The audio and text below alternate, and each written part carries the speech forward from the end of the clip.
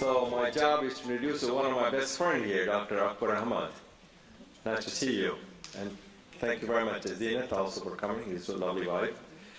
So, thank you, Joan, for introduction. Isn't she good?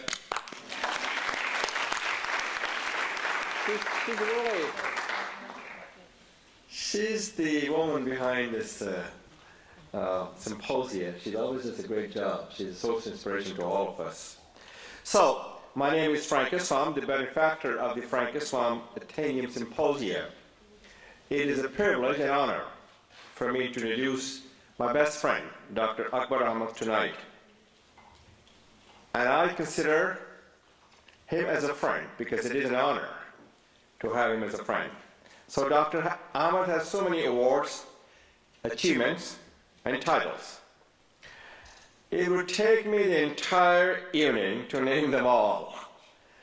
However, I would like to provide you with some of his accomplishments that you will understand the tremendous depth of the experience on which his talk is based tonight.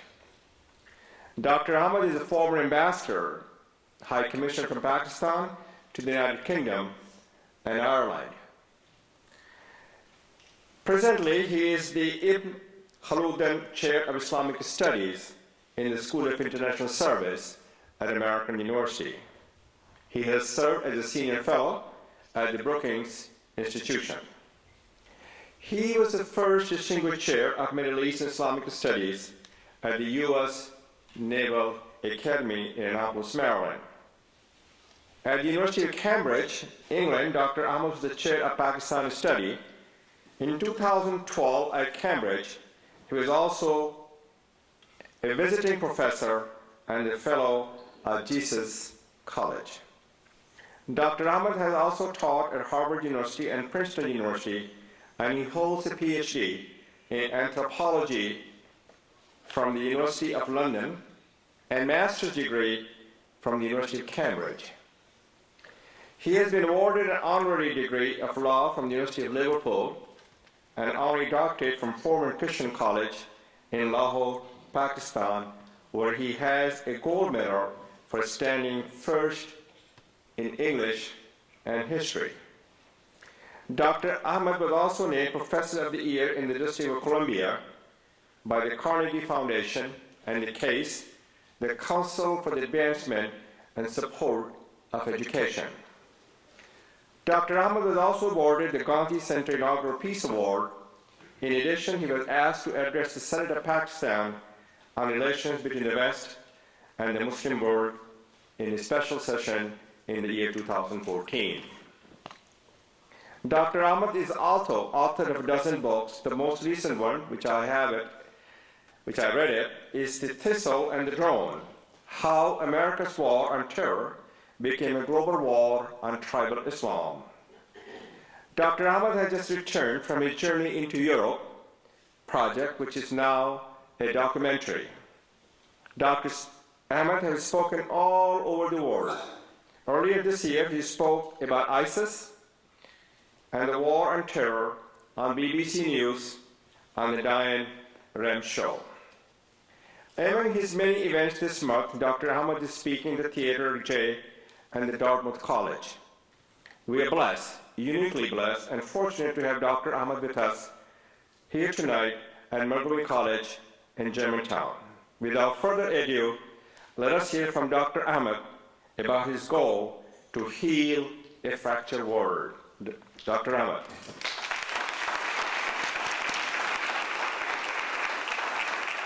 The next person I'd like to introduce is Manjula Kumar.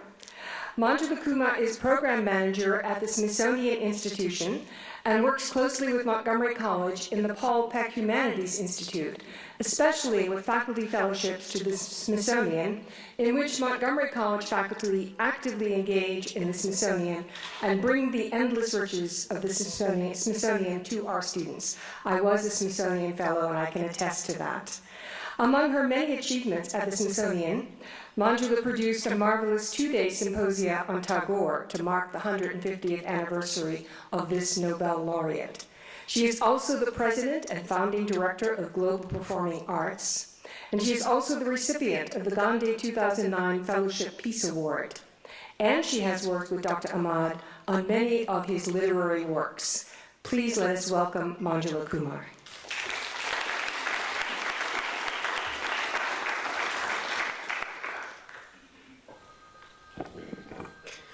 Good evening. Thank you, Joan, and I'm just delighted to be here this evening, despite the wet, the rain-soaked, most of us walking in. But I promise you, during this evening, our speaker is going to transport us to at least sunny spots in the world. My thanks to Joan for inviting me to participate in this program this evening.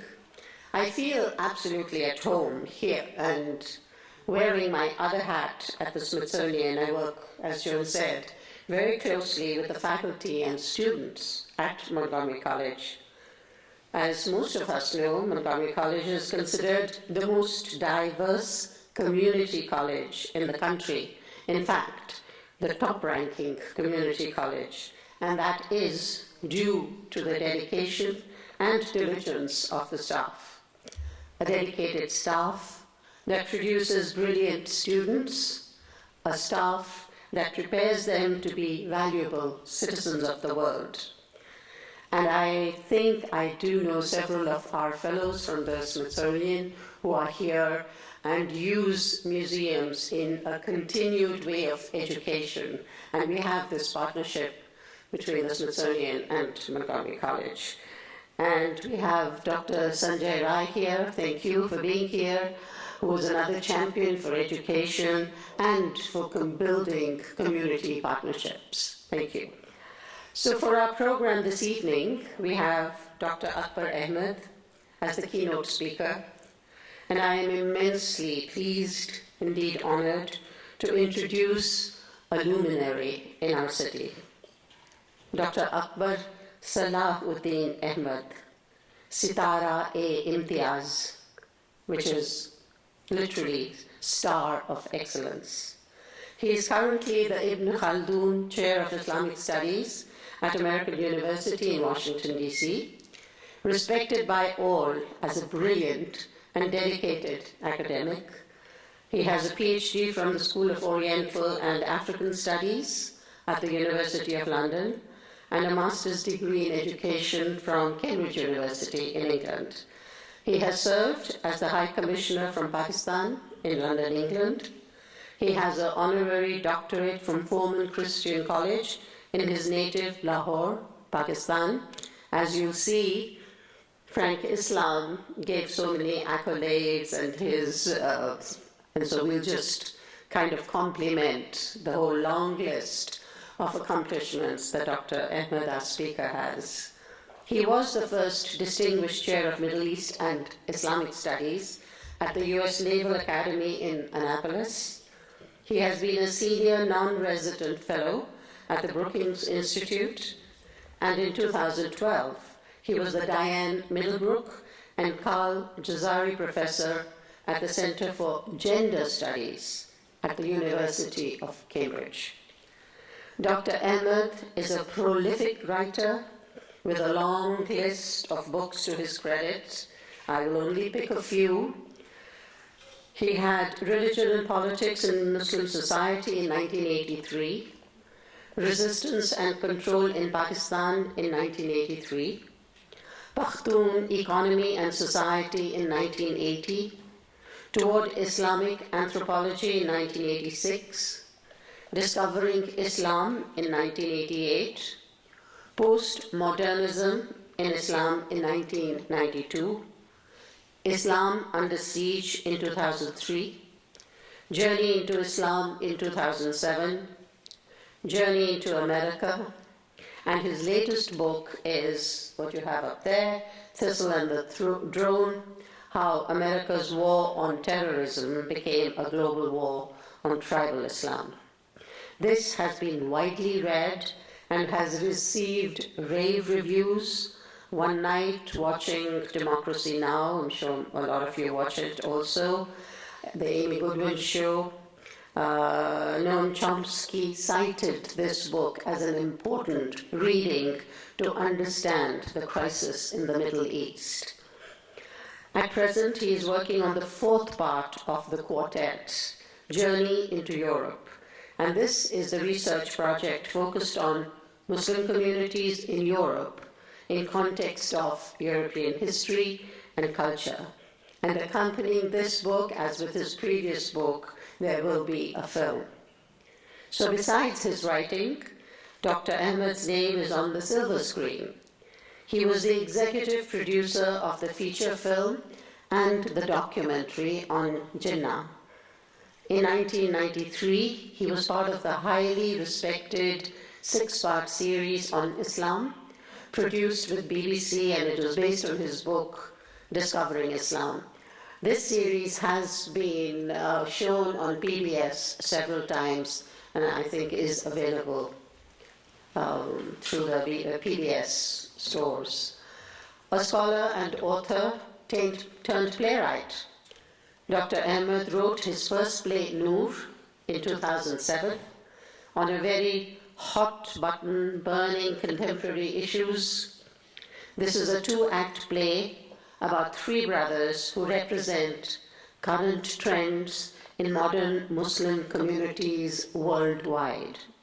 The play tells the story of 3 brothers, a Sufi believing in the message of peace and harmony, a moderate lawyer advocating modernity, and a hardened fundamentalist. This play was performed at the American University by Global Performing Arts and at MC in Tacoma Park. A film version of this was screened right here last year to an absolutely full house. It was very encouraging to hear a variety of voices from the students, faculty, and members of the community. We are having another screening of the film version of Noor at the Rockville campus on Monday, April 13th at 6:30 p.m. And this is part of the Arab American observance at Montgomery College, and you're all invited. Please do come. I am personally grateful to our common cousin, Dr. Frank Islam, for making this possible, to have the stage version now available on the screen as a film. And now it can be screened anywhere in the world and spread a strong message of tolerance, peace, and harmony. This is the message of Dr. Akbar Ahmed.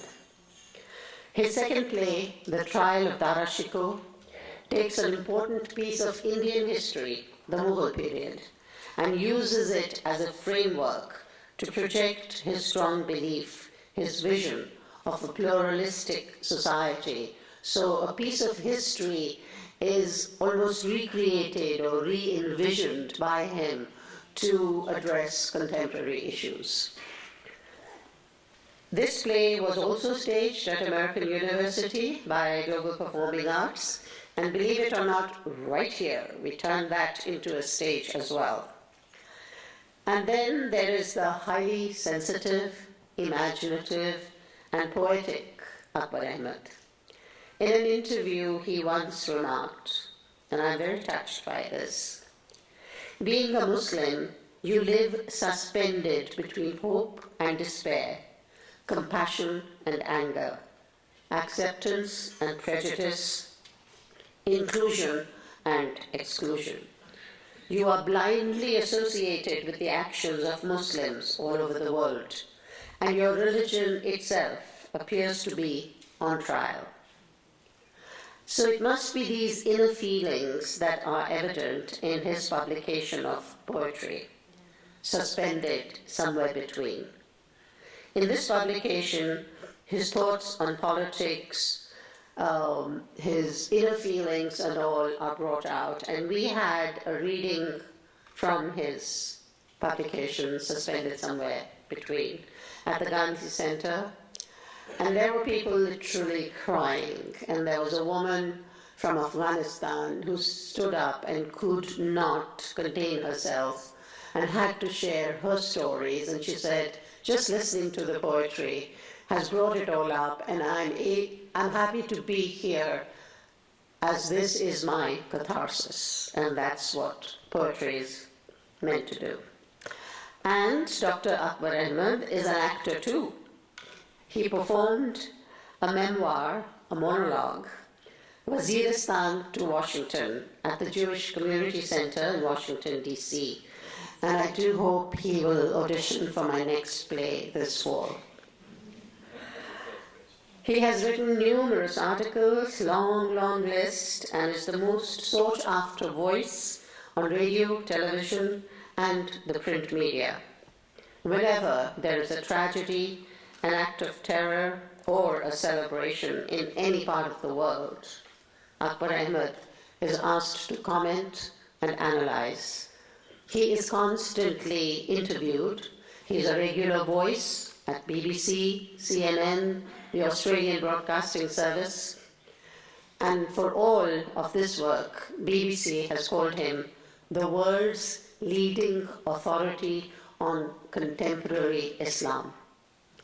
Just lately, while driving to work, I heard him on one of my favorite programs on NPR, and I think Frank Islam also referred to that on the Diane Rehm show, and I said, that's my brother, Dr. Akbar Ahmed, and discussing the very complex issues, the problems, and to bring awareness to what is happening in the Middle East, and especially to focus on ISIS. Dr. Ahmed has lectured all over the world. He has held public dialogue with an effort to eradicate ignorance and promote peace and tolerance and true knowledge about Islam. He was the first Muslim to give a lecture at the Holocaust Museum in Washington, D.C. He gave a special lecture at the London School of Economics. He was invited to address the All Parties Committee on Terrorism at the House of Commons in London, gave a lecture in Athens, Greece, sponsored by the British Consul, and the list goes on and on. And through all his work is aimed at the lofty ideology, and for this he has received many awards. He was the first recipient, as we heard earlier, about the Mahatma Gandhi Fellowship of Peace Award in 2004. He was given the Royal Society for Asian Affairs Award in London. He gave a special lecture on Islam for Her Royal Highness, the Prince of Wales, at the Royal Anthropological Institute. He delivered the keynote address at the annual conference in the Pentagon. He has just returned from delivering a talk at the university in Copenhagen, Norway, where he even interviewed the editor who published the objectionable cartoons that most of us have only heard about, reported about Prophet Muhammad.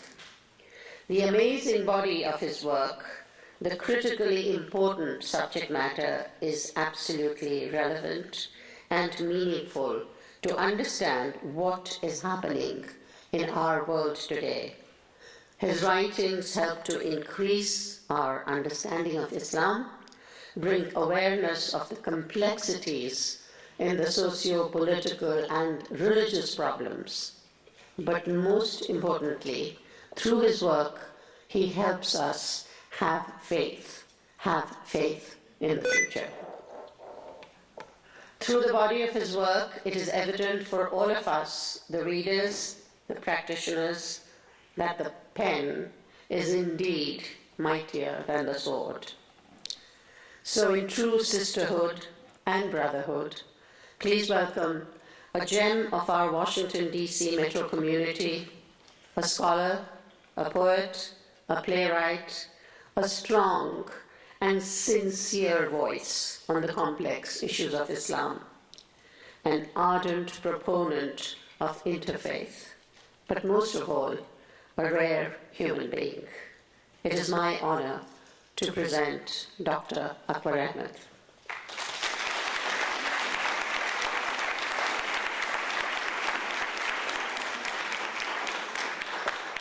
Dr. Ahmad has asked me to have the videotape that he wants to have played first, And Charlie, I hope you are ready back there. I want to thank Charlie, whom you don't see in the back, but without whom we could not have this. I also want to thank Daniel Stesky and Aaron from MCTV, because they have been here for almost every event, and we could not have this videotaped without them. So thank you. So Charlie, can you play the videotape? Thank you very much. At the Khyber Pass. There's nothing spectacular or even dramatic in the climb or the mountains, but the air is almost tense in its silence, so insolently indifferent to me and my times. Here all is awe and hush. Far beyond the pass, Kabuls and Samarkands, all that the urban imagination conjures in nostalgia, the mainsprings of conquest, that flooded the fat lands this side of the pass, Delhi and Agra, the irresistible lakes of journey's end. The ear strains to hear, and almost does, the distant din of battle, the clang and clamour of men at war, steel ringing on steel, cries of death and victory, of hooves galloping hard from war for the secret treasures of the Ganges. Kingdoms rising as swiftly as the stroke of a scimitar and vanishing as swiftly. These putty-colored mountains seem to suggest with supreme indolence, you who would stride and strut and swear, look on us and wonder. They say there was an empire once, and that recently, on which the sun never set. Today, its legacy is a toy train, some cement blocks in tidy heaps to stop German tanks, if you please, and some insignia and escutcheons scratched like military badges on the shoulders of wayside rocks. Fading and exotic memories of Gurkha and Sikh, plump, open-mouthed lizards sitting so still they could be part of the regimental emblem. Like wind they came, like water they left. The thousands of soldiers, the thousands of years, passages long gone, long forgotten in this catacomb of desire and history. Afridi and Shinwari, and before them old Tathara, watch from eagle eyes. O conqueror, gaze on these and wonder. O traveller, be warned and step softly. The hills seem to know, and the air whispers, this evanescent journey, this mad rush will continue, will remain as desperate and as passionate as of yore. But to this end we must come. Silence beyond and silence behind. To this end, teasing imagination leads us and leaves us. Distinguished ladies and gentlemen, on behalf of my wife Zeenat and myself, I would like to express my gratitude to this great campus, to its Senior Vice President, Dr. Rai. He has always been so generous, and in that spirit today, he has spoilt me by giving me not one introduction, but two introductions, and both delivered by very special people. A very dear friend, the philanthropist Frank Islam, who has done so much for education, and my sister Manjula Kumar, who you can see is not only a great playwright, but a poet. And of course, so much of her very warm emotional sentiments are coming from the lens of a sister. I would like to thank Professor Joan Nanik for the arrangements to invite me to this campus, and all of you, the faculty, staff, and students, for braving the elements. Now, we are running a few minutes late, so I will go galloping into the subject, and I would request you to give me your next 25-30 minutes and stay with me. We are going to be moving fast, and we are going to cover a lot of ground. Let me start with some images. You're all familiar with these. The terrible killing in Kenya, 150 students on campus. Boko Haram killing 2,000 people in West Africa. Children, women, the elderly. The TTP killing 150 school children in Peshawar. The previous year, they killed over 100 Christians on Sunday in church. In the meantime, ISIS has been playing havoc in their own demented way, killing Christians, killing Yazdis, killing Muslims, and not even sparing the antiques at Nimrud. Antiques which have survived thousands of years of Muslim dominance of that region. So just think about it. When people say, well, Islam is intolerant, Islam has ruled that area for 1400 years. No one touched those antiques. ISIS has destroyed them. In turn, Muslims are targeted. You heard about the Muslims being killed at Chapel Hill on campus. Mosques and women wearing hijab have been attacked. And in this environment, hatred, prejudice, violence know no boundaries. Today it's one community, tomorrow it's another community. Today it's the Muslims, tomorrow it's the Sikhs. We saw the attack on the Sikh temple. There's anti-Semitism, once again re-emerging. We had said never again, but there's a lot of evidence of anti-Semitism, and unfortunately this time facing a new source, and that is Muslims. Muslims individually attacking synagogues, museums. You saw in Paris the supermarket. The many Jewish people I met for my project Journey into Europe, in fact, were talking about leaving Europe for the first time. So my topic, a topic which I know Dr. Rai, Joan, and others have worked on, ISIS, the war on terror, and the Muslim community living dangerously in today's world, is really of great urgency and relevance. Each one of us individually is vulnerable.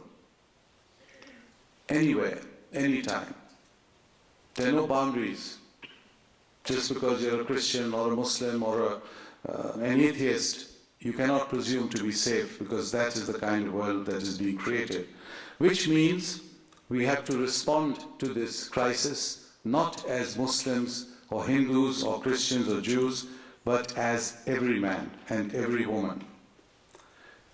So how do we make sense of this senseless world we are living in? I was privileged to be educated at Burn Hall, run by Catholic priests up in North Pakistan, then at Foreman Christian College in Lahore by Presbyterians, American Presbyterians. So when I hear of churches and the Christian community being attacked in Pakistan, it is literally heartbreaking. My wife went to the Jesus and Mary convent in Murray up in Pakistan, again North Pakistan, where Benazir Bhutto was educated. And we feel almost personally attacked, a part of ourselves being attacked, when we hear the news and hear about these dreadful attacks. So how do we explain the chaos and the turmoil? Well, very briefly, there are several theories. And let me very quickly go through them. We are on a campus, so you will not mind my raising the level of discourse to some ideas. The most popular theory, of course, is that of Professor Samuel Huntington, formerly of Harvard, and, of course, echoing Professor Bernard Lewis from Princeton, that there is an innate clash between the West and the world of Islam, the Orient, also including China and so on. And this clash has been in play for the last 1,000 years, and what we are seeing now is simply another version of that clash, and it will carry on till the triumph of one civilization or the other. Now, as against this idea of the clash of civilizations, we have the idea of the dialogue of civilizations. And for the Dialogue of Civilizations camp, if you like, you have a great number of heavyweights. You have the Pope, Pope Francis straight away. You have major figures involved in this. You'll have archbishops and bishops and rabbis, and you heard several of them this evening, Frank Islam, Manjula Kumar, Professor Joan Naik. These are the champions of the Dialogue of Civilizations. Now, I maintain that the kind of world that has developed over the last few years, not after 9/11 but into 9/11, this kind of world is neither the clash of civilizations nor the dialogue of civilizations, and I fear we are headed for the collapse of civilizations, when all that we hold dear or thought we'd achieved is now under threat. Others talk about economic factors, so there are theories explaining the chaos through economic arguments, that these terrorists are illiterate or poor or economically deprived. That's immediately challenged. Take a look around. A lot of these so-called militants and terrorists are in fact often educated, middle class, not particularly well educated, but they're not starving masses either. Osama bin Laden, as you know, was a very rich man when he was a youth with a lot of money at his disposal. Another theory talks about the end of days, that we are seeing the last days of our great civilization as human beings. This is very popular with both Christians and Muslims. It has a world following. Millions believe in it. And the argument is that the signs of the end of days will be this violence that we are seeing. Yet others will argue that the violence is coming from Islam itself, that there's something innate in Islam, in the structure of Islam, in the Quran itself, that promotes violence and creates this violence in the Muslims, so that potentially every Muslim is a terrorist.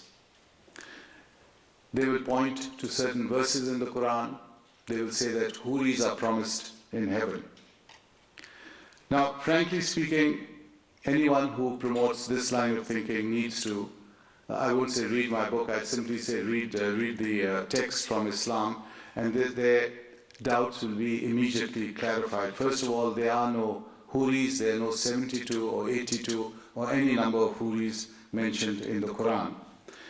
God's greatest names in Islam are Rahman and Rahim, which means the beneficent and the compassionate. The Prophet's greatest title is a mercy unto mankind. So I ask you, an intelligent audience, if the God of a religion and the Prophet of a religion are defining themselves through the concept of mercy and compassion, how is it logical that their followers are seeing something else? Perhaps it needs clarification, but violence is not innate in Islam, no more than any other religion. And we can take this road, and it opens up a very dangerous line of thinking, because if you really want to talk about text, open up any text and you can interpret it almost in any way you want to. Other scholars will talk about Western neo-imperialism. They will talk about the role of the West in acting as a catalyst for the violence in the Muslim world. They will say that the ISIS militants, for example, have grown out of the invasion in Iraq in 2003. They will say that this is something that's coming from outside and has been generated in these societies. Let me then give you my own take as an anthropologist and as a former administrator. I would say that we can divide this violence into two broad categories. Acts of individual Muslims picking up a knife and going and stabbing someone, who they may or may not be linked to a larger group. And then these larger, more deadly groups. Groups like, now note this, Boko Haram, West Africa. Al-Shabaab, East Africa. The TTP, the Tehreek-e-Taliban in Pakistan, North Pakistan, on the border between Afghanistan and Pakistan. and ISIS in the Middle East. So how do we make sense of them? West Africa to Afghanistan, huge span of the planet. What relates them? Is there any relationship? Or are these all local products? And how do we make sense of them if we are to check them, to defeat them? Well, in my last book, The Thistle and the Drone, mentioned here, I studied precisely these groups. In fact, I studied 40 case studies and created 40 case studies. And here are some of the things that these groups have in common. To these groups that I pointed out, one in West Africa, one in North Pakistan, playing havoc with the administration, killing, murdering, raping, taking hostages, and central government seems to have no answer except using violence and more violence and more violence. And they're still there. They're still there after a decade of violence. So my first big point for you this evening, and those of you taking notes, and I can see some of you are, is to write the word tribal and underline it 3 times. That is the most important takeaway this evening. And that is something which Americans don't easily pick up. Because when I talk about tribals or tribalism or tribesmen to my students on the wonderful American team that works with me, they will say, Professor, we Americans don't understand what you're saying. To us, a tribe means the Mohawk or the Comanche or the Apaches, and they only lived a century or 2 centuries ago. And they're only in Hollywood films now. And I tell them, I'm talking about societies that are profoundly tribal today. The name of Saudi Arabia is Saudi Arabia. It is named, the entire country is named after a tribe, the Saudi tribe. Balochistan is named after the Baloch tribe. Waziristan is named after the Wazir tribe. Afghanistan, or as you would call it, Afghanistan, is named after the Afghan tribe. And what is the Afghan tribe? The Pashtun tribe. It's not the Taliban, it's the Pashtun tribe. The Pashtun people are the people who have dominated Afghanistan for centuries, and the name comes from their tribe. So you can see how profoundly tribal these societies are. These societies are organized around a specific code, a code of honor. And each one of them has a code. So among the Pashtuns, the Pathans, Afghans, it is called Pakhtun Wali, the code of the Pathans. This tribe has the code called Pakhtun Wali. The Somali tribe will have one called the code of the Somalis. The Yemenis will have one called the code of the Yemenis. The tribes in West Africa will have a similar code. You can identify 3 or 4 features in this code. Hospitality, courage, and revenge. There's a famous saying among the Pathans, I took revenge after 100 years and I took it too soon. So the emphasis on revenge. Father passing his revenge on to his son and on to his son if he can't take it. Now you will immediately see that this is nothing to do with Islam, because Islam categorically rejects revenge and this kind of impulsive individual action. Categorically. On the contrary, throughout the sayings of the Prophet and in the Quran, Islam emphasizes compassion over anger and even over injustice.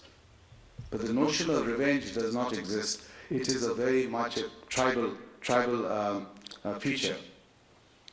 Now, I have often thought about the destruction of Nimrud, the destruction of the statues in Bamiyan. I had the privilege, Zinat and I visited it. Those statues are absolutely stunning, wonders of the world. And again, they were there for over 1,000 years with Muslim rulers in that land.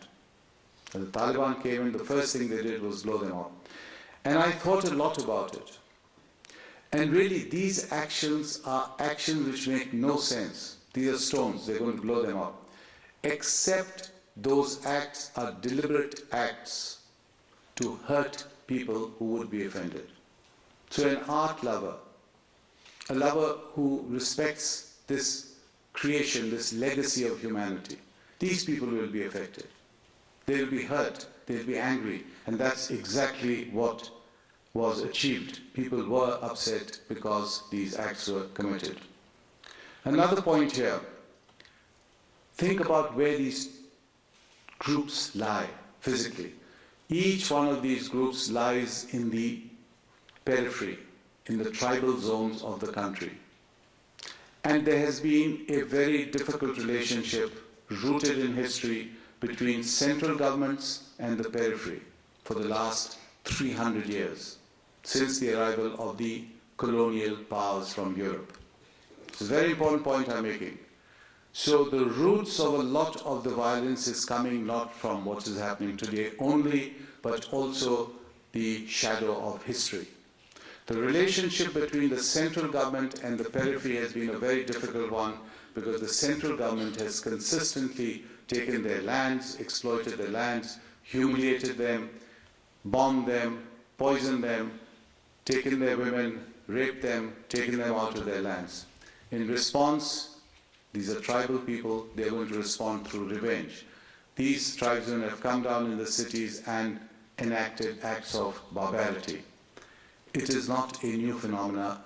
What has happened now is it exacerbated, but it was always simmering.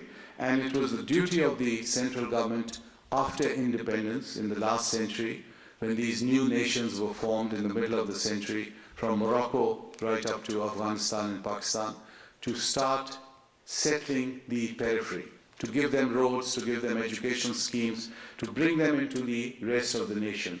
That didn't quite happen. On the contrary, these tribal societies and their ways began to penetrate into the settled areas. So the turbulence is coming primarily from the tribal and rural areas, not necessarily from the cities, not from Cairo, not from Karachi. If there's a crisis or killings or hostage-taking in Karachi, those are very much a consequence of the problems of Karachi. They're not coming from the tribal areas that we are talking about. Now, some of you may say, well, how can you prove this? What evidence do you have? Okay, follow this, please. 18 of the 19 hijackers, 18 of the 19 were Yemeni tribesmen. Osama bin Laden was Yemeni tribesman. According to his spokesman, 95% of Al-Qaeda was Yemeni tribesmen. Osama bin Laden's last two houses, the one in Kandahar and the one in Abbottabad, were both named after tribal groups. The first one after a Yemeni clan, the second one after Waziristan, where he spent some time. Again, note the tribal identity that emerges from what I have just told you. If it was an Islamic vision that Osama was spreading, he would have called those last two houses, as normal Muslims would, Medina House or Mecca House, the two holy cities of Islam. He called them by tribal names. So, if you add these features, you will understand why and where this problem is coming from. Take the ISIS. Think about ISIS. What is ISIS? It emerges from nowhere. We're hearing them doing all these crazy things, and somehow we are imposing Islam on them. Well, to start with, these are criminals coming out of a prison system. How much do they know about Islam? Zero. Their understanding, their interpretation, even their compassion that Islam ultimately, like any great faith, projects. They're not showing that at all, including their treatment not only of non-Muslims but of Muslims. It's pure barbarity. But what we do understand, if you understand what I'm trying to say in terms of this tribal thesis, that they are representing the tribes in Iraq to the west against Baghdad, specifically the Sunni tribes, which were consistently brutalized, marginalized by Baghdad, the central government, and similarly across the border in Syria, where Damascus did the same to the eastern tribes. So again, you've got the two tribes, Iraq, Syria, joining up, and ISIS emerges. And what idiom are they going to use? The only idiom they'll use will be Islam, because that is the religion and culture of the area. There is another factor which I need you to consider, and that is the Muslims, especially Muslims living in the West. Now, I was intrigued, puzzled, and I'm still intrigued and puzzled. Why should something like 5,000 European Muslims, in America thankfully it's just about 100 or 200, actually leave their homes and go to the Middle East to fight alongside ISIS and against Western troops and Arab troops and Muslim troops? Why should they do this? Think about it. What is either driving them out from here or attracting them from there? This is a big question, because a dozen, 2 dozen would have been bad enough, disturbing enough. But we are talking of thousands. Something is going wrong. Something is going wrong in the Muslim community, in the family, failure of the parents, failure of the religious leaders, the imams. Something is going wrong in larger society. And one of the things that we need to be conscious of is the growth of Islamophobia. So that consistently on television, in the media, people living in the West are subjected to ignorance, hatred, and sometimes almost exhortations to violence against Muslims. And there's a cause and effect. If you're constantly provoking violence against a minority, you're going to get results. Someone is going to pick up a gun and do something violent, as is happening.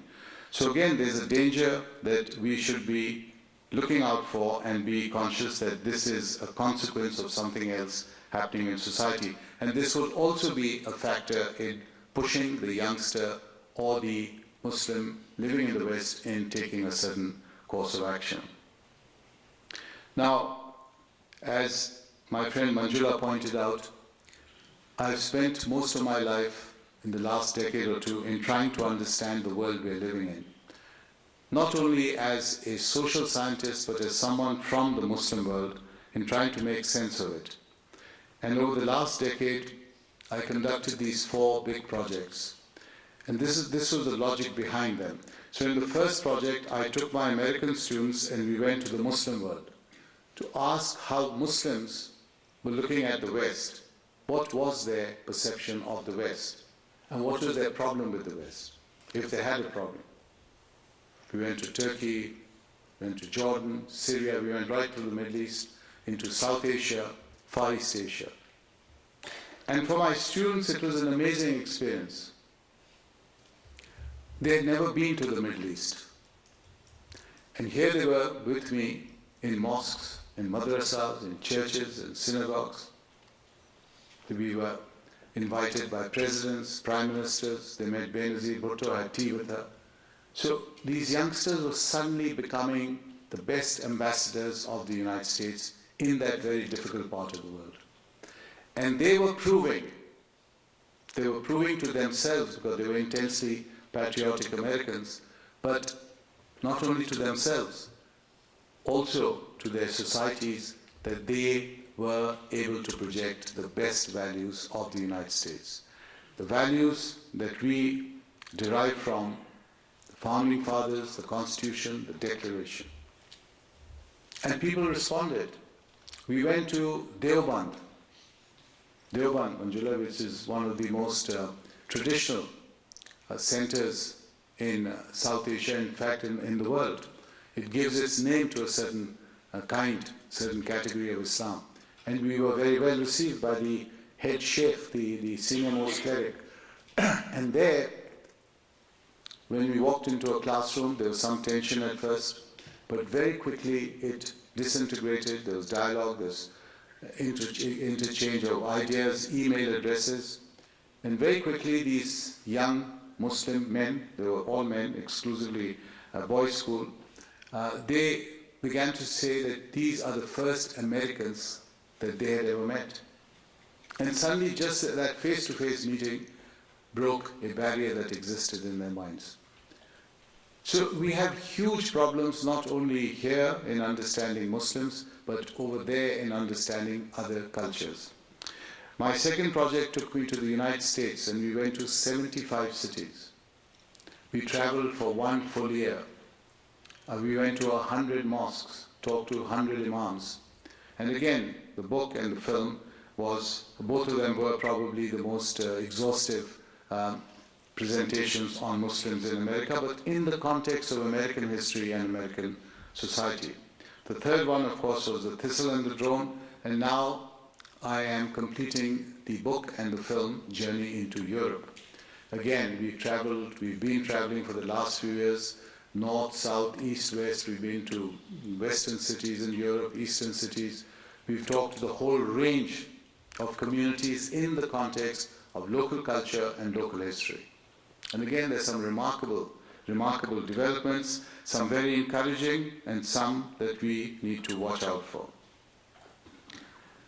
Ultimately, we need to have hope, because what I did in this several decades of work is to see fellow human beings who were like me, who thought like me, and we communicated through the heart, not through so much the mind or our religions, but we saw each other as human beings. It's very difficult at times because these are societies going through great turmoil. These are societies that are killing each other in the most savage and senseless ways. And these are not easy battles. My wife Zeenat, for example, comes from Swat up in North Pakistan. 6 members of her family have been killed in this struggle over the last decade. So these battles are lapping, as it were, in our homes. But we still have to stand steadfast and face them and overcome them. I believe that to promote a better world, or at least a better understanding of the world today, the first step needs to be emphasized, needs to be education, which promotes dialogue, which promotes respect, which promotes understanding of each other's cultures, each other's norms, and just to hear different stories. And with that, there's a softening of the heart. But more needs to be done, most especially the relationship between local administration and Muslim leadership. People often ask me, what should we be doing? Well, the first answer is there's local police, security agencies to work very closely with the Muslim leadership, religious leaders and political leaders in the community. And I don't think that's happening as much as it should be happening. So you have a lot of security activity, you may have some community activity and interfaith. It's that relationship that is vital, because we have to look at these multicultural societies as one.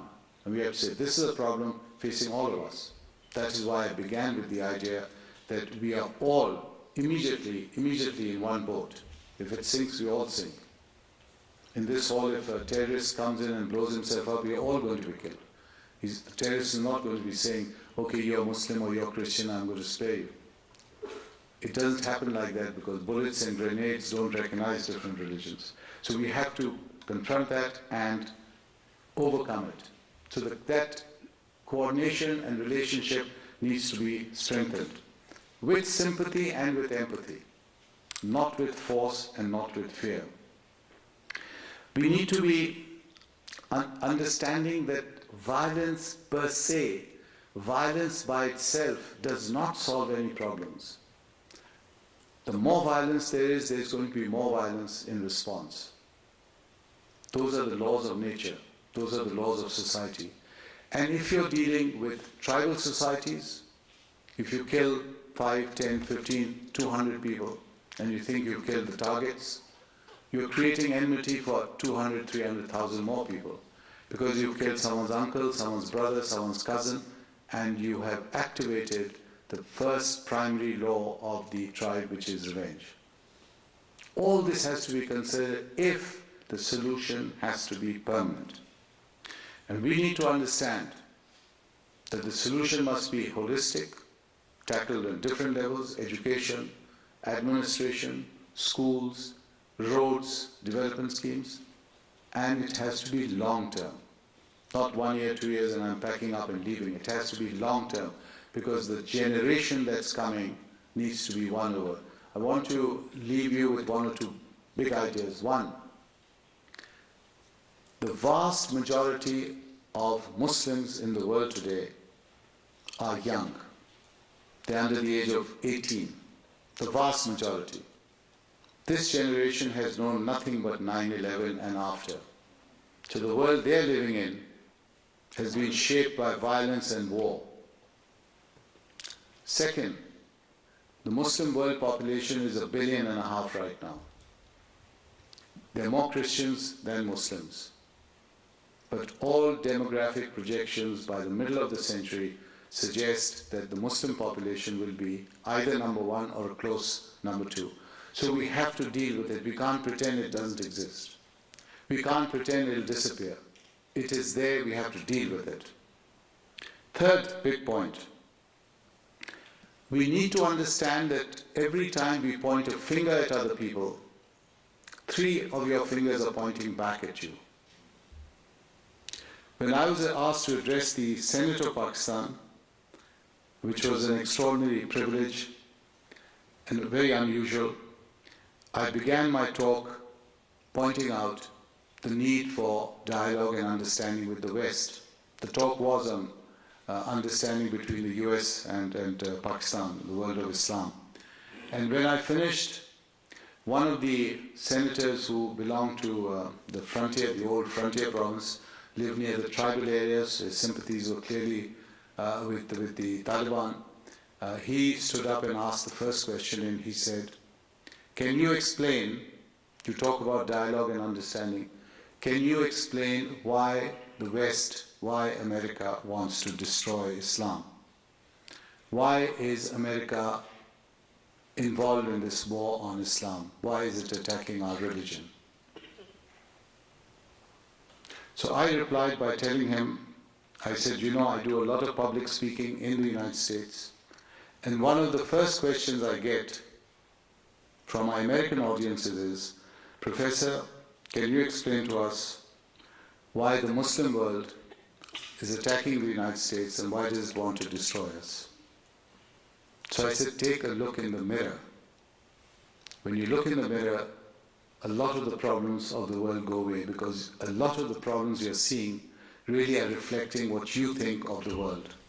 So we have to understand the gravity of the crisis that we face as a world civilization and go back to the sages that we all respect, we are all inspired from.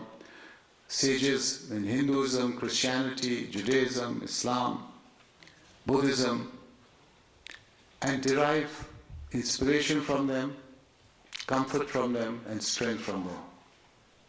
And finally, I will end by quoting you my favorite quote from Judaism, which is Tikkun Olam, to go out and heal a fractured world. And that is what we really need today, and I hope that all of you will join me on this journey to heal a fractured world. Thank you.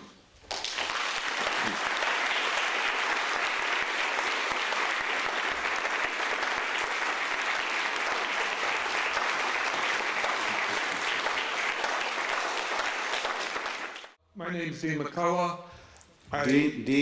Dean, and it's not an academic title. My question is, how do you relate what you've been saying about tribalism and the observation in the Washington Post the other day that the primary leaders of ISIS are Ba'athist generals?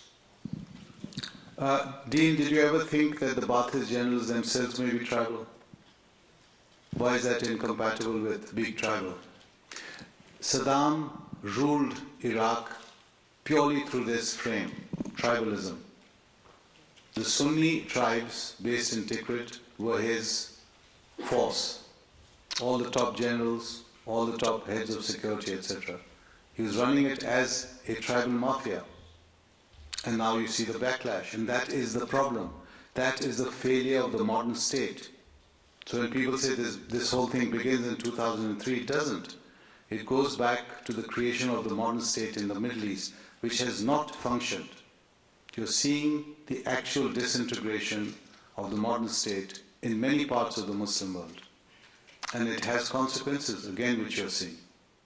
With Boko Haram being as violent as it is against women, is there anything you can comment about that? Yes, Deborah, thank you for asking that question. Again, it's an important question because it reflects Islam's attitude to women and raises the question, what is Islam's attitude to women?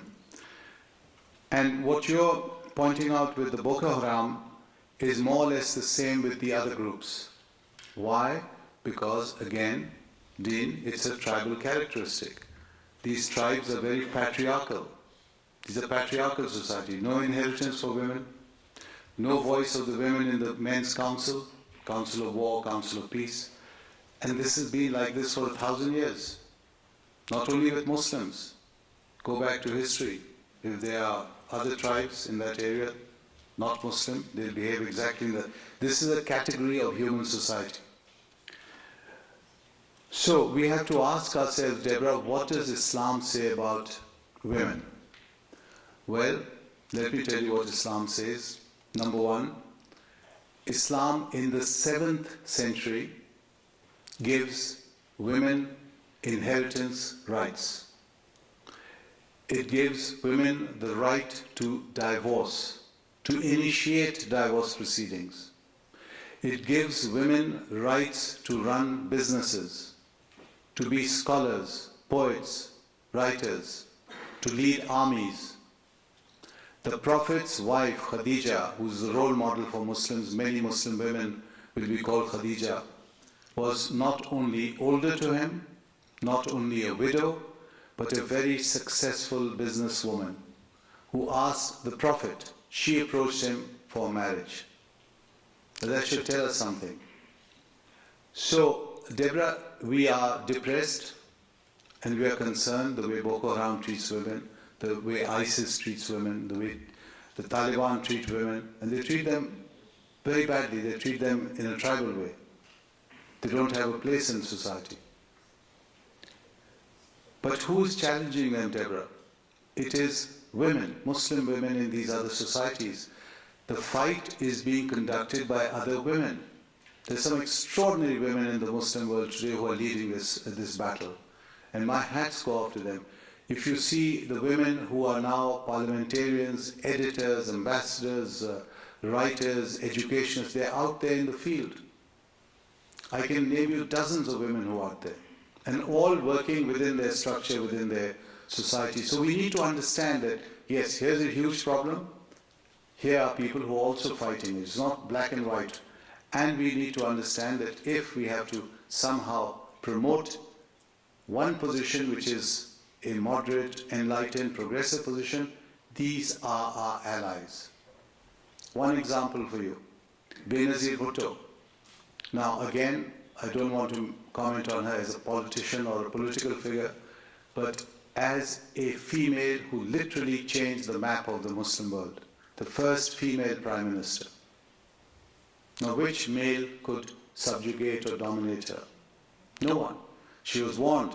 She was warned. We met her in Washington before she went back. She had been warned that when you go back to Pakistan, people will try to kill you. It's a hierarchical, patriarchal society. She still went back. And she believed in this. She said, I am symbolizing the women of the Muslim world, the young generation, and I cannot back down. It is my destiny. Almost knowing that she is going to be killed. Now to me that's an extraordinary act of heroism and courage, extraordinary, and sacrifice. So we must not underestimate the women who are fighting for women's causes. So I'm not completely pessimistic about this. It's going to be tough, it's going to be requiring a lot of sacrifices, but the women in the Muslim world are determined and they will triumph in the end. I would like to know if it is possible to change revenge, the value of revenge, for forgiveness. How can we try this? Well, Yuba, this is exactly what we need to be doing. And this is where the great sages of our histories, common histories, come in. When Jesus said, if someone slaps you on one cheek, you turn the other cheek, this is what he meant. That you show your compassion above anger, above revenge. That is where the challenge is. And there's a sequence in my book which is fascinating. Osama bin Laden is being interviewed after 9/11. He's talking to a correspondent from Al Jazeera who understands Islam. So the correspondent is saying, are you advocating violence against women and children? And he says, yes. And the correspondent says, why?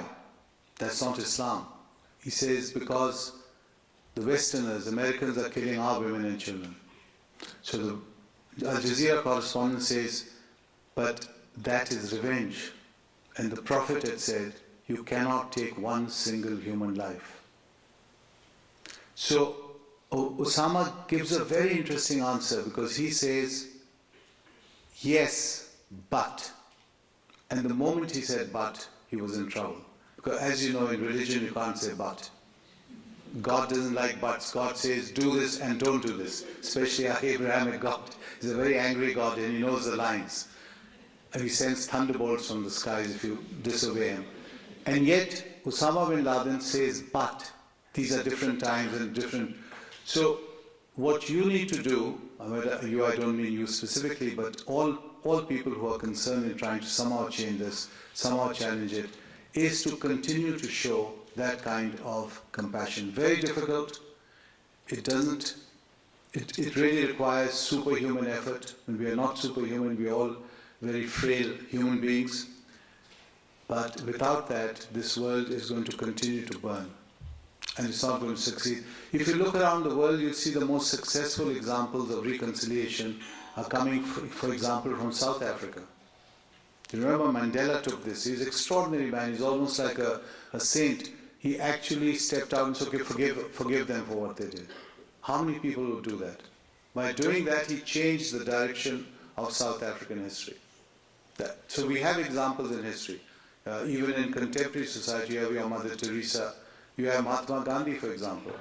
He began his meetings in the morning by reading from the Quran, the holy book of the Muslims, from the Hindu text. He actually began to show that we are all part of one human civilization. So they are human beings, even in our contemporary times. My name is Robert. I've been teaching here since 1969, a long time. I've worked with young people for 46 years. I wanted to this is an intensely complex issue, but two things stick in my mind. One is this discussion of revenge, and it's been my impression that it's not just a tribal Muslim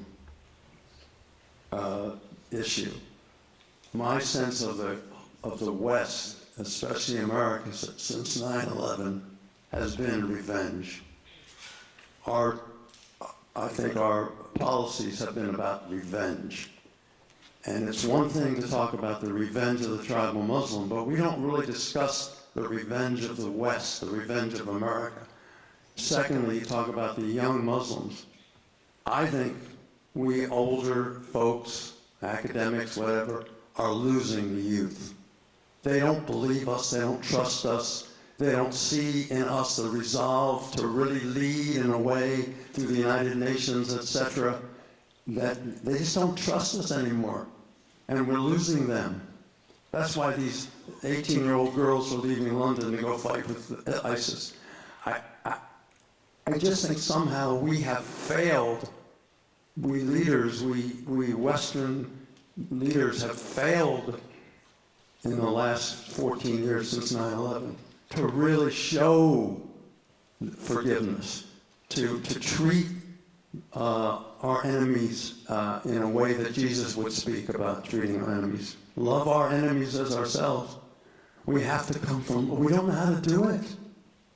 I don't think we know how to do it. It really frustrates me very much. And I hear what you're saying, but it's something in the leadership of the West that's failing. I feel so strongly about that. Thank you. Robert, thank you for that very profound and moving comment. I really appreciate it. It's coming from your heart. About youth, I completely share your feelings. We have. The older generations completely failed them, and you don't blame them. 9/11, most of my students on campus, many of the students on this campus, they would have been just a couple of years old on 9/11. So they've grown up in a world of violence, hatred, bombing, more killing, more beheading. What sort of world is this? And they don't trust us because the leaders have not behaved like leaders of great nations. You have leaders we know just from a generation ago, Churchill in England, de Gaulle in France, FDR here, you're giants. Even until the 60s you had Kennedy and Martin Luther King Jr. and so on. So the youth need some kind of direction. They don't have that, so they don't trust us. So social media has created a new dynamic. So they talk to themselves, it's horizontal. And that's the failure of also the Muslim leadership, because they have lost control of their own younger generation. In terms of revenge, if you read my book, you will see that that's exactly what I've said. If you follow the speeches of President Bush straight away from New York, when he climbed onto that little mound with the foghorn, he actually used these words. He said the world will see us and hear our anger or something. So he kept talking about anger and revenge, anger and revenge. And that was a moment when I held my breath. I said, this is the greatest nation in the world. It's poised to take the rest of the planet one way or the other way. It can either show the world what real values are coming from the Founding Fathers of Christian compassion, of a compassion that is universal, which everyone, Hindu or Muslim or Jew, will respond to. Or it can show its might, and show its might by destroying societies which are almost Stone Age in their primitiveness. And I was reminded of the folly of this by none other than one of the greatest early Americans, Benjamin Franklin. If you recall, Robert, his famous saying, what begins in anger ends in shame. That is Benjamin Franklin. So again, we have to go back to the Founding Fathers to be inspired in how to live in the 21st century. Go back to the source and not lose hope, Robert. And I'm sensing you're beginning to almost lose hope. So hold on there, my friend. Don't give up. My name is Mohit Durrani. Your name is? Mohit Durrani. Mohit Durrani. Assalamu alaikum. Assalamu alaikum. So he belongs to the Durrani tribe, let me point that out. But these are very civilized tribes. They've been, in fact, the rulers of Afghanistan. And recently, because we are here on a campus with students, recently the Muslim students at Rockville had requested me to be their advisor. And I'm going to share some questions that they have. And these are probably universal questions. And I'm also going to borrow the term that you have used about tribe. The first question that they ask, why is the tribe of the media so against the Muslims? Another question, why was the tribe of the Crusaders against the Muslims? Why was the tribe, or why is the tribe of the Zionists against the Palestinians? Why is the tribe of the Buddhists against the Muslims, the peace-loving Buddhists? Why is the tribe of the RSS in India against the Muslims? So there's so much of frustration amongst the young Muslims. And what is our reply to them? My reply is quite simple, Durrani Sahib. In fact, it is in my books. And for the young Muslims who ask these questions, please don't just generalize everything as tribe. It's neither accurate nor correct. It's not technically correct because some of these groups are not tribal in a social scientist frame. But I understand what you want to say. What you want to say is, why has there been this kind of hatred or violence against Muslims. And you gave 5 examples. Now, you raised some very important issues because these are the issues that in fact create some of the anger, some of the despair, and the loss of faith among Muslims. So these are valid emotions coming from young Muslims. The media, your first question about the media. Well, take a look at the media. If the media here portrays Muslims in a negative light, you have to understand the nature of the media, and I've spent 2 decades studying it. I've had to be, as it were, involved in it and sometimes a victim of the media. And I discovered that the media really is very neutral. It's like a double-edged sword. It can work for you and it can work against you. If you have complaints about the media, have your own media. Who's prevented the Muslims from creating their own media? Do you have shortage of money? Do you have shortage of resources? Create your own media. And you take the media like Al Jazeera, it's made a global impact. It's coming out of the Middle East. So be sensitive about the nature of media. The media by definition is not going to be pro or anti anything. If they take a certain line, you can counter it. You can counter it with your own media, with your own commentators. As far as crusades are concerned and the Buddhists are concerned, again I have detailed case studies in my studies, in my books, pointing out that the crusades are a very different time of history. We are talking of the 10th to the 12th centuries, when Europe is going through transformation. A new forces emerged. Europe has started to unite, and it's uniting against around the notion of Christianity. So the notion of a Christian Europe is beginning to form. And the Church, the Catholic Church, plays a leading role in mobilizing this new identity, in focusing it on Muslims. Remember what's happening in Europe in the 10th century. Muslims dominate the western part of Europe through the Caliphate in Cordoba, and one of the most glorious periods of history in Europe. Art, architecture, philosophy, all brought by the Muslims, Muslim scholars working with Jewish and Christian scholars. And the Pope very successfully creates the First Crusade, Second Crusade, and so on. So again, the notion of tribe just doesn't fit. These are crusaders who are fired up with a kind of zeal. They're ignorant, they have no idea what they're doing. A lot of them, in fact, behave like football hooligans. They arrive in Constantinople. Some of you may not know this.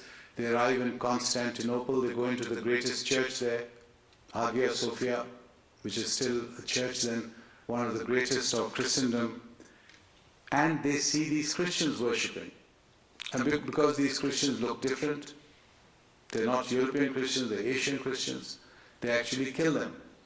There's a slaughter, and they rape the nuns in the church. These are crusaders. So this is the kind of ignorance that takes place. Now, can you actually say this is Christianity, or can you say this is tribalism? I don't think you can. So again, remember things in the context of history itself. Then remember what happens with the Mongols. 1258, the Mongols come out of the east, and they destroy the Abbasid Empire. Again, they destroyed because they're a more powerful empire. Empires are rising and falling all the time. Muslims really have to, and I'm asking you, Professor Durrani, with your young Muslim scholars, Muslims have to ask themselves much more critical questions. They have to ask themselves, why has this Muslim civilization fallen from the time when Islam meant ilm and adl and ahsan, when Islam believed in education at the highest level, when education was an act of worship for Muslims? Why, when they were able to give the most advanced civilization in Europe, Muslims were able to give it? Cutting edge philosophy, architecture, poetry, astronomy, Muslims were there. The first person to fly in history. How many of you will know who the first person was? Who knows the name? Anyone? Anyone? Professors, faculty, anyone? Muslims, Professor Durrani, who was the first person to fly? You don't even know. It was a Muslim. So have I, my friend. So have I. So that's no excuse. That's no excuse. That's a cop-out. I've been educated in the West, and Harvard and Princeton. It is Ibn Firnas So you can't just simply sit back and say, I've been educated. And so you abandon your own culture, so don't talk about it then. If you are interested, learn about your own culture. And be proud of it. There's nothing to be ashamed of. There's nothing to be defensive about. Like Anne said, why don't they express their outrage? They do address it. Go and tell her this. Explain to her. You don't have to be sarcastic and begin to be defensive. You have something positive, share that. And the greatest thing you can share is your own history, where Islam has contributed.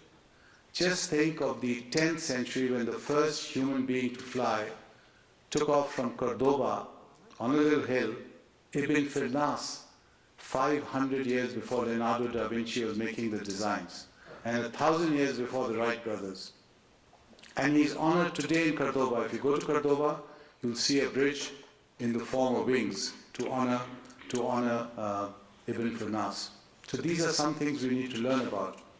The question about the RSS and India itself is going through massive change. And if there's the RSS with its own program as far as the minorities are concerned, there are also millions of Indians on the other side who would want a pluralist and a liberal India. So again, you have to participate in the context of what's happening in that subcontinent. And these are challenges and battles that we have to face and look them in the eye and say, okay, how do we move ahead? And keeping our own values intact, not compromising them. Always remembering what the Quran describes as a religion of peace, of compassion, and of mercy. That compromise you cannot commit, because if you commit that compromise, you're committing Islam, which is what Osama did in the answer he himself gave when he said, well, the Prophet is saying don't commit violence, but I will commit violence because this is a different time we live in.